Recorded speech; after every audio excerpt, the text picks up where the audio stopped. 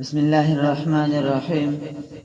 د حضرت ابن عباس رضی الله عنه نه روایت دی، فرمایي چې پیغمبر علیه الصلاۃ والسلام او فرمایل هر څوک چې د الله جل شانه په فرایض ادا کولو باندې صبر کوي او پورا کوشش سره یې تر سره کوي، هغه ته 300 درجه ورکول کیږي. څوک چې د الله جل شانه د ممنوعاتو باندې ځان ساتلو نه د صبر نه کار اخلي، یعنی کوم سيزونه چې الله جل شانه منع فرمایلی دي د هغه په نه کولو باندې صبر کوي او هغه کار نه کوي او په خپل صبر باندې ټینګ ولاړ وي، نو هغه ته 300 درجه ورکول کیږي. او څوک چې په مصیبت باندې صبر کوي هغه ته 900 درجه ورکول کیږي. حضرت عبد الله ابن سلام رضی الله عنه فرمایلی دي چې کله قیامت کیږي نو یو आवाज کوونکی به आवाज وکي، आवाज کوونکی به आवाज کوي چې اے صبر کوونکو خلکو ودرېږئ. څه خلک به ودرېږي، هغوی ته به وویلی شي چې تاسو جنت ته لاړ شئ.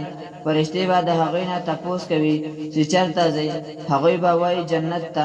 فرشتې به وایي تاسو حساب نه مخکې څنګه جنت ته ځئ، هغوی به وایي او د حساب نه مخکې جنت ته ځو. فرشتې به هغوی ته وایي چې تاسو کوم قسم خلک یې، هغوی به جواب ورکوي چې مونږ په دنیا کې صبر کوونکي وو. فرشتې به تپوس کوي چې تاسو څنګه صبر کړی وو، هغوی به وایي مونږ خپل ځان الله جل شانه عبادت لپاره وقف کړی وو او له ګناهونو نه مو ځان ساتلی وو، او په دنیا کې به مونږ هر قسم بلا او مصیبت باندې صبر کړی وو. فرشتې به هغوی ته وایي چې تاسو په دنیا کې صبر کړی وو، په تاسو دې سلام وي او آخرت کور څومره ښکلی دی. چا ویلي دي فرشتې به الله جل شانه ته عرض وکړي چې صابرانو صبر څه دی، ارشاد به وشي چې جنت او ریخم او د جنت نعمتونه. پیغمبر علیه الصلاۃ والسلام فرمایلی دي په کومه ورځ چې مخونه تور وي، یعنی د قیامت په ورځ، نو د مصیبت وهلو خلکو مخونه به د صبر په وجه ځلیږي او پړقیږي به.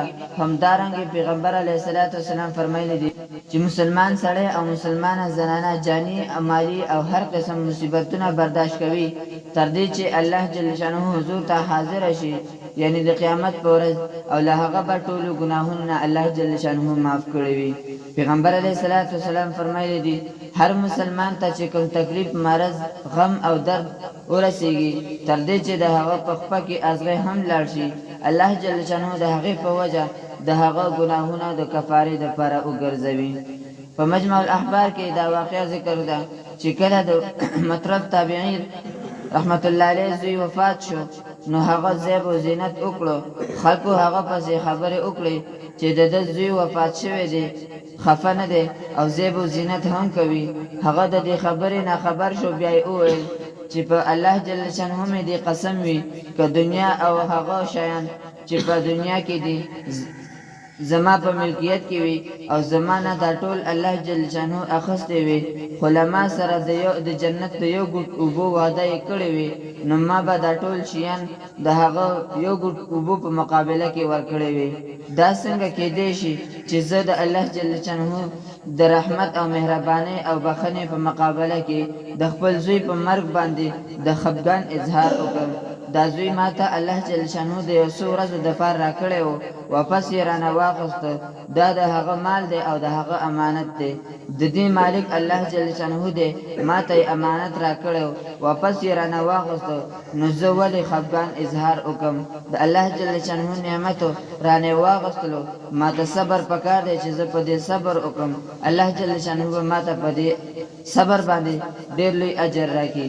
موږ او تاسو الله جل شانه په هر حالت کې صبر